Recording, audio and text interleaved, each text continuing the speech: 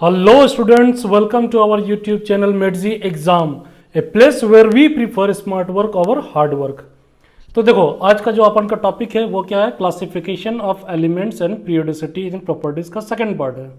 ठीक है, ये एंड गेम सीरीज का है। ठीक है, टॉपिक है ये। इसमें कौन सा टॉपिक है, classification of elements and periodicity in properties part 2। ठीक है, यहाँ से क्या करेंगे अपन 6th नंबर क्वेश्चन बनाएंगे 6 to 10। ठीक है, तो आपको क्या करना है, एज यूजुअल वीडियो पॉज करना है, आपको खुद से सॉल्व करना है क्वेश्चन देख के। ठीक है, फिर आप जब सॉल्व कर लोगे तो क्या करना, वीडियो रिज्यूम करके सॉल्यूशन देखना आप। ठीक है, चलो स्टार्ट करते हैं। इसमें काफ़ी इंपॉर्टेंट क्वेश्चन सब डिस्कस किया गया है, तो ध्यान से सुनना।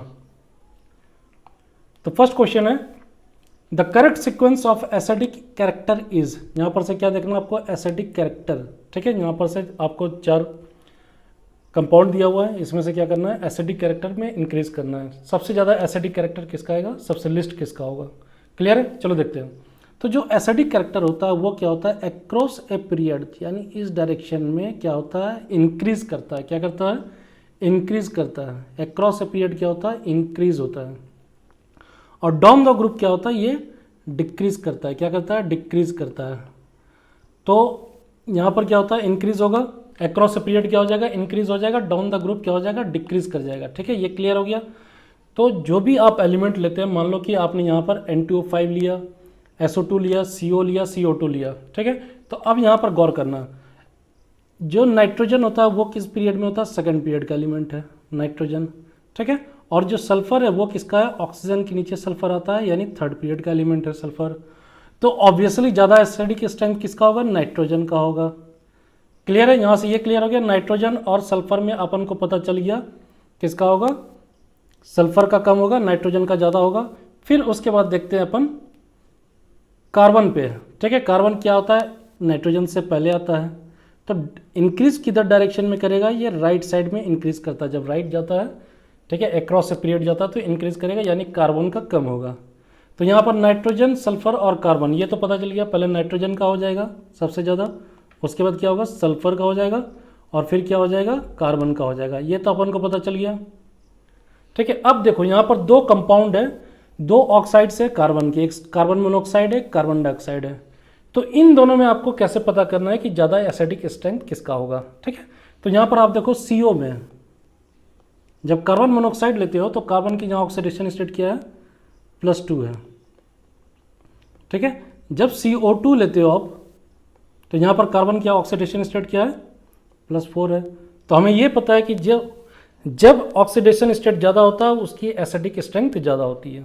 ठीक है, तो यहाँ से अपन को पता चल गया सबसे ज़्यादा किसका होगा, N2O5 का होगा, उसके बाद किसका होगा, सल्फर का होगा, सल्फर डाइऑक्साइड का होगा, उसके बाद कार्बन डाइऑक्साइड का होगा, उसके बाद कार्बन मोनोऑक्साइड का होगा। क्लियर है, कोई भी इशू नहीं। ठीक है, चलो नेक्स्ट देखते हैं। यहाँ पर आंसर क्या हो जाएगा, B हो जाएगा।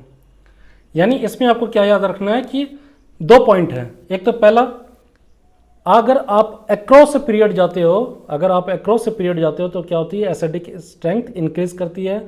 अगर आप डाउन पीरियड आते हो, ठीक है, तो ये क्या होता है, डाउन ए ग्रुप बोल दो या डाउन ए पीरियड आप बोल दो। ठीक है, तो यहाँ पर क्या होगा, एसिडिक स्ट्रेंथ क्या करेगा, डिक्रीज करेगा, और ऑक्सीडेशन स्टेट का कॉन्सेप्ट। ठीक है, तो नेक्स्ट क्वेश्चन देखते हैं।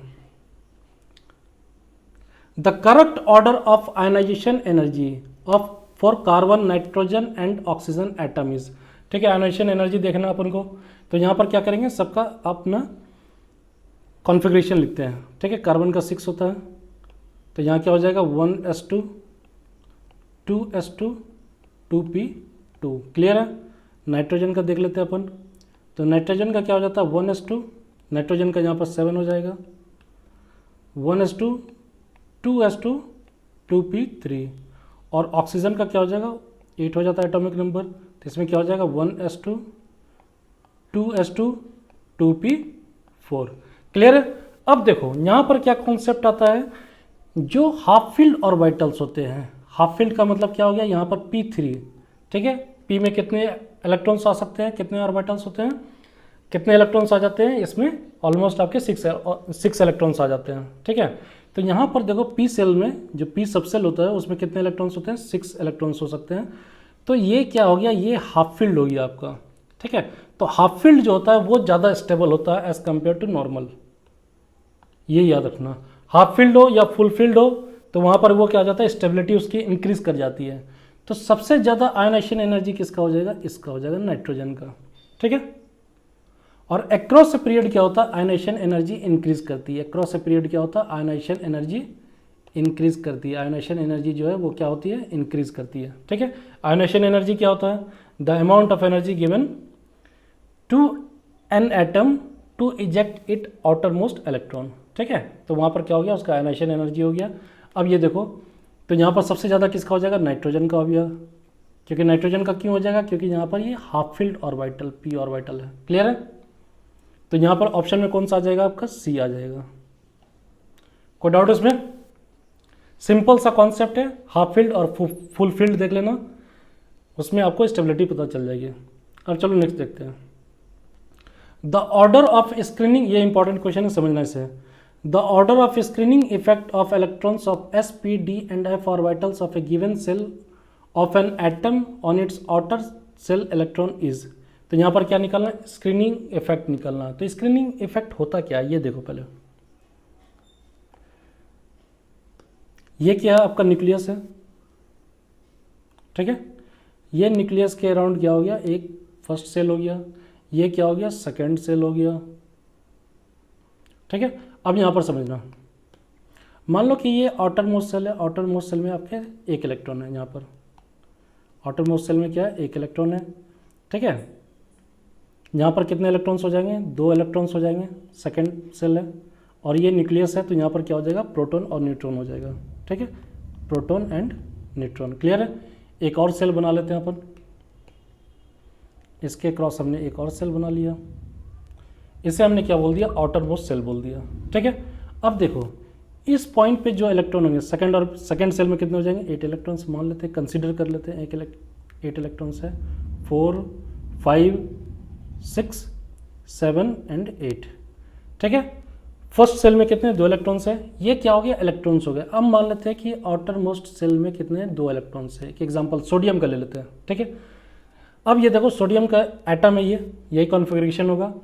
अब मानो कि इसमें ये जो एटम है, ये जो इलेक्ट्रॉन है, ठीक है, आउटर मोस्ट ऑर्बिट में जो इलेक्ट्रॉन है, ये इस पर 2 तरह का फोर्स लगेगा। एक तो फर्स्ट ये जो प्रोटॉन है इस इलेक्ट्रॉन पे अट्रैक्टिव फोर्स लगाएगा, ये जो प्रोटॉन है अंदर में, ठीक है, ये क्या करेगा, इस इलेक्ट्रॉन पे अट्रैक्टिव फोर्स लगाएगा, इसका डायरेक्शन ये हो जाएगा, एक फोर्स F1 इधर लग गया जो कि प्रोटॉन की वजह से लगेगा। और सेकंड जो फोर्स होगा, तो ये जो इलेक्ट्रॉन्स हैं, जो सेकंड सेल में इलेक्ट्रॉन्स है, ये क्या करेंगे, इस इलेक्ट्रॉन पे लगाएंगे, और ये रिपल्सिव इन नेचर होगा। क्या होगा, रिपल्सिव इन नेचर, इसे आपने बोल दिया F2, ठीक है। तो आप यहाँ पर देखो इनके अट्रैक्शन, जो प्रोटॉन और आउटर मोस्ट इलेक्ट्रॉन के बीच में जो शील्ड है, ये जो आउटर सेल के जो इलेक्ट्रॉन्स हैं, ठीक है, सेकंड सेल के जो इलेक्ट्रॉन्स हैं, ये क्या कर रहे हैं, एज अ शील्ड की तरफ बिहेव कर रहे हैं, एज अ स्क्रीन की तरफ बिहेव कर रहे हैं, ठीक है। उनको अट्रैक्ट के बजाय क्या कर रहे हैं, रिपेल कर रहे हैं। तो ये क्या हो जाता है, इसी को आप क्या बोल देते हो, यहाँ पर स्क्रीनिंग इफेक्ट बोल देते हो। क्या बोलते हो, स्क्रीनिंग इफेक्ट बोलते हो, ठीक है। तो यहाँ पर ये क्या होता है, ये आयोनाइजेशन एनर्जी को क्या करता है, डिक्रीज कर देता है, क्लियर है। ये क्या करता है, आयोनाइजेशन एनर्जी को ये डिक्रीज कर देता है। स्क्रीनिंग इफेक्ट जितना ज़्यादा रहेगा उतना कम आयोनाइजेशन एनर्जी रहेगा, क्लियर है। अब देखो क्या होता है, अब यहाँ पर आप SPDF क्या ले रहे हो, ऑर्बिटल से ले रहे हो। तो S ऑर्बिटल जो होता है उसमें क्या होता है, डिफ्यूज, एक टर्म आता है डिफ्यूज, एक टर्म आता है, इसको आप डिफ्यूज कहते हो, ठीक है। तो इसमें क्या होता है, इसमें क्या होता है कि इलेक्ट्रॉन जो होता है, ठीक है, उसकी जो अरेंजमेंट होती है वो क्या होती है, काफ़ी फैली हुई होती है, ठीक है। डिफ्यूज का मतलब क्या हो गया, वाइडली स्प्रेड। S ऑर्बिटल में क्या होता है, ये कम हो जाता है, जो इलेक्ट्रॉन्स का जो डिफ्यूजन होता है S इलेक्ट्रॉन में, डिफ्यूज जो होते हैं वो बहुत ही कम होता है। उसमें क्या होता है, स्फेरिकल होता है, ठीक है। इसका जो शेप, S ऑर्बिटल का जो शेप होता है स्फेरिकल होता है, तो उधर जो इलेक्ट्रॉन्स होते हैं वो प्रॉपरली अरेंज होते हैं, ठीक है। लेकिन वही अगर P में चले जाओ तो उससे कम हो जाते हैं, यानी ज़्यादा डिफ्यूज हो जाते हैं, उसकी अरेंजमेंट क्या हो जाती है, ज़्यादा वाइडली स्प्रेड हो जाती है। उसी तरह D में चले जाओ तो और ज़्यादा वाइडली स्प्रेड हो जाती है, F में चले जाओ तो और ज़्यादा वाइडली स्प्रेड हो जाती है। तो ये डिफ्यूज जो होता है सबसे मिनिमम किस में होता है, S में होता है, S ऑर्बिटल के लिए होता है, ठीक है। तो यहाँ पर से इस डिफ्यूज के कॉन्सेप्ट को यूज़ करके आप क्या बोल सकते हो, S में ज़्यादा स्क्रीनिंग इफेक्ट होगी as compare to P, as compare to D and as compare to F। यानी एफ में ज़्यादा डिफ्यूज होते हैं, तो वहाँ पर ये क्या हो जाएगा, स्क्रीनिंग इफेक्ट क्या हो जाता है, लिस्ट हो जाता है। क्लियर है, तो ये याद रखना है। इसका क्या हो जाएगा ऑप्शन SPDF, ठीक है, फर्स्ट ऑप्शन हो जाएगा। तो यहाँ पर डिफ्यूज का कॉन्सेप्ट समझ में आ गया, स्क्रीनिंग इफेक्ट का कॉन्सेप्ट समझ में आ गया, इसी को आप शिल्डिंग इफेक्ट भी बोलते हो, ठीक है। तो यहाँ पर दो तरह का, देखो फिर से समझना, इस इलेक्ट्रॉन पे क्या हो रहा है, दो तरह का फोर्स लग रहा है। एक अट्रैक्टिव फोर्स लग रहा है जो कि इस पर न्यूक्लियस लगाएगा, न्यूक्लियस में जो प्रोटॉन्स होते हैं वो अट्रैक्टिव फोर्स लगाएंगे, और जो ये सेल में, इस सेल में, सेकंड सेल में और जो फर्स्ट सेल में जो इलेक्ट्रॉन्स है वो क्या करेंगे, इस इलेक्ट्रॉन को रिपेल करेंगे, तो ये रिपल्सिव फोर्स है, ठीक है। तो जितनी ज़्यादा आपका यहाँ डेंसिटी होगा इलेक्ट्रॉन्स का, उतना ही ज़्यादा स्क्रीनिंग इफेक्ट होगा। एस ऑर्बिटल में क्या होता है, सारे क्लोजली पैक्ड होते हैं, तो वहाँ पर ज़्यादा स्क्रीनिंग इफेक्ट होता है। जितने इलेक्ट्रॉन्स होते हैं वो क्या होते हैं, सिमेट्रिकल होते हैं, ठीक है, सिमेट्रिकली स्प्रेड होते हैं। पी में क्या हो जाता है, वही स्प्रेड जो है वो कम हो जाता है और ज़्यादा दूर दूर स्प्रेड कर जाते हैं, सिमेट्रिकल नहीं रहते, दूर दूर चले जाते हैं, वाइडली स्प्रेड हो जाते हैं। डी में और ज़्यादा हो जाता है, एफ में उससे भी ज़्यादा हो जाता है, ठीक है।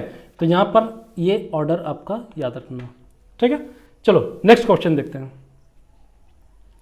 Which of the following is the correct order of size of the given species. तो यहाँ पर एक ही स्पेसीज है, ये क्या हो गया, आइसो इलेक्ट्रॉनिक स्पेसीज हो गए, ठीक है। अब यहाँ पर देखो क्या समझना है, यहाँ पर क्या होता है, इफेक्टिव न्यूक्लियर चार्ज का कॉन्सेप्ट आता है। इफेक्टिव न्यूक्लियर चार्ज का कॉन्सेप्ट कैटायन में, ये आपका कैटायन है, तो कैटायन में क्या होता है, इफेक्टिव न्यूक्लियर चार्ज जो होता है वो ज़्यादा हो जाता है। क्यों हो जाता है, क्योंकि एक लॉस ऑफ इलेक्ट्रॉन हो जाता है और प्रोटॉन्स तो नंबर सेम रहते हैं, इलेक्ट्रॉन का लॉस हो जाता है, ठीक है। तो वहाँ पर क्या होता है, इफेक्टिव न्यूक्लियर चार्ज क्या होता है, इंक्रीज कर जाता है। क्या होता है, इफेक्टिव न्यूक्लियर चार्ज जो है वो इंक्रीज कर जाता है, जिसके वजह से अट्रैक्शन ज़्यादा हो जाता है और वो साइज क्या होता है, छोटा हो जाता है। क्लियर है। यहाँ पर क्या होता है, माइनस में ये एनायन में क्या हो जाता है, यहाँ पर इफेक्टिव न्यूक्लियर चार्ज जो है वो क्या करता है, डिक्रीज कर जाता है, ठीक है, और क्या होता है, साइज इंक्रीज कर जाता है। तो यहाँ पर सिंपल सा कॉन्सेप्ट है, जो सबसे जो लार्जेस्ट साइज होगा वो किसका होगा, माइनस का होगा, ठीक है। उसके बाद क्या हो जाएगा, पेरेंट एटम का हो जाएगा, उसके बाद किसका हो जाएगा, कैटायन का हो जाएगा। क्लियर है, कोई डाउट नहीं। इफेक्टिव न्यूक्लियर चार्ज का कॉन्सेप्ट आता है यहाँ पर, और इफेक्टिव न्यूक्लियर चार्ज कुछ नहीं है, कैटायन के लिए क्या होता है, वो इफेक्टिव न्यूक्लियर चार्ज इंक्रीज कर जाता है, एनायन के लिए क्या होता है, वो वही इफेक्टिव न्यूक्लियर चार्ज क्या होता है, डिक्रीज कर जाता है। क्लियर है, कोई भी डाउट नहीं। तो इस टाइप के क्वेश्चन में क्या करोगे आप, इफेक्टिव न्यूक्लियर चार्ज देख लेना, और जो कैटायंस होंगे, जितना ज़्यादा चार्ज होगा, जितना पॉजिटिव चार्ज होगा, उतना ही स्मॉलर साइज हो जाएगा उसका, ठीक है। क्लियर हो गया, जितना ज़्यादा पॉजिटिव चार्ज उतना स्मॉलर साइज हो जाएगा स्पेसिस का, जितना ज़्यादा नेगेटिव चार्ज, लेकिन ये आइसो इलेक्ट्रॉनिक स्पेसिस के लिए होना चाहिए। आइसो इलेक्ट्रॉनिक स्पेसिस का क्या मतलब है, जिस स्पेसिस में सेम इलेक्ट्रॉन हो, नंबर ऑफ इलेक्ट्रॉन्स क्या हो जाए, सेम हो जाए। क्लियर है, चलो अब नेक्स्ट देखते हैं। अब ये क्वेश्चन थोड़ा न्यूमेरिकल टाइप का है, ये भी इंपॉर्टेंट है काफ़ी, लेकिन सिंपल है, देख लेना इसमें क्या होता है। देखो, if you are given Avogadro number of atoms of a gas X, ठीक है, यहाँ पर कितना दिया हुआ आपको, एक्स का कितना एटम दिया हुआ है, Na एटम दिया हुआ है। Na में कितना हो जाता है, 6.023 इंटू 10⁻23 एटम्स हो जाते हैं, ठीक है। क्लियर है, ये इतना एटम दिया हुआ आपको गैस एक्स का, याद रखना। If half of the atoms are converted into X plus by energy del H, ठीक है, यहाँ पर क्या हुआ, एटमाइजेशन हो गया, यहाँ पर क्या हुआ, आयनाइजेशन एनर्जी दिया गया, ठीक है। हमने क्या करा, उस एटम को, एक इलेक्ट्रॉन को बाहर निकालने के लिए जितना एनर्जी दिया, तो मान लो कि Na/2 को आपने एनर्जी दिया, यानी आयनाइजेशन एनर्जी कितना हो गया, ionization energy Na/2 atoms, ionization energy for Na/2 atoms, ठीक है, हाफ ऑफ एवोगैड्रो नंबर बोल रहे हो, Na atoms of gas X is equal to कितना एनर्जी दिया था आपने कन्वर्ट करने के लिए, डेल एच एनर्जी दिया। क्लियर है, यहाँ पर से कॉन्सेप्ट क्लियर है, यानी ionization energy Na/2 atoms of a gas X is equal to del H. आपने कितना एनर्जी दिया, हाफ ऑफ एटम को, half of Avogadro number of atoms को डेल एच एनर्जी प्रोवाइड किया, फिर इसकी आयनाइजेशन हो गई, ठीक है, ये क्या हुआ, Na प्लस में कन्वर्ट हो गया, एक्स प्लस में कन्वर्ट हो गया, किस में कन्वर्ट हो गया, एक्स प्लस में कन्वर्ट हो गया, ठीक है। जब आपने Na/2 एटम्स को एनर्जी कितना दिया, डेल एच, यानी Avogadro number by 2, half Avogadro number को एनर्जी कितना दिया, डेल एच दिया। क्लियर है, तो 1 को आपने 1 एटम को कितना दिया, ये तो Na/2 एटम्स था, यानी 1 एटम को आपने दिया डेल एच अपॉन Na/2, ठीक है।